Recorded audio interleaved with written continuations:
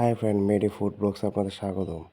এই যে আমরা মুরগি 12 কেজি মুরগি নিচ্ছি দোকান থেকে, আর বিরিয়ানি রান্না করব। এই যে বিভিন্ন আদা রসুন পেস্ট করা মুরগির মাংস কেটে নিয়েছি ছোট ছোট করে। আমি এখন এই বিরিয়ানির মশলাগুলো অ্যাড করব এখানে। এই আদা রসুন পেস্ট, তারপর বিভিন্ন জৈত্রী বিভিন্ন বিরিয়ানির মশলা অ্যাড করা, পেঁয়াজ দিয়ে নিচ্ছি। তারপরে পেঁয়াজ দিয়ে এই যে সয়াবিন তেল দিয়ে নিচ্ছি। সয়াবিন তেল দেওয়ার পরে আমরা এগুলা মিক্স করে নিচ্ছি সবগুলা। এই যে আদা, এলাচি দারচিনি তেজপাতা এগুলো দিয়ে নিচ্ছি। আর এই ভালো করে আমরা মিক্স করে নিচ্ছি। এটার মধ্যে আবার এই যে রান্না বসিয়ে দিলাম। রান্না অলরেডি এই মাংসটা রেঁধে ফেলছি। এখন পেঁয়াজটা ভালো করে, কাঁচামরিচ সহ পেঁয়াজটা ভালো করে তেলের সাথে ভেজে নিচ্ছি। ভাজা হওয়ার পর এই যে বাদামি কালার হওয়ার পর আমরা চালটা দিয়ে দিচ্ছি। 12 কেজি চাল এখানে আমরা 60 জনের রান্না করতেছি। 12 কেজি আর চাল 12 কেজি। মাংস রান্না হয়ে গেছে অলরেডি।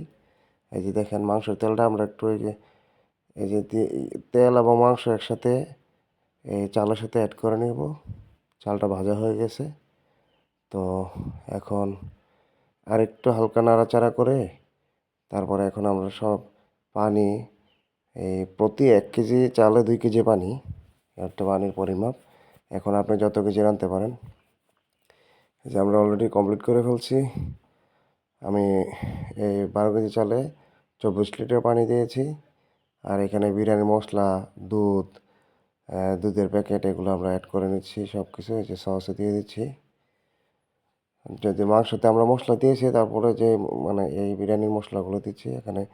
এই আমরা 5টা বিরিয়ানির মশলা ইউজ করছি।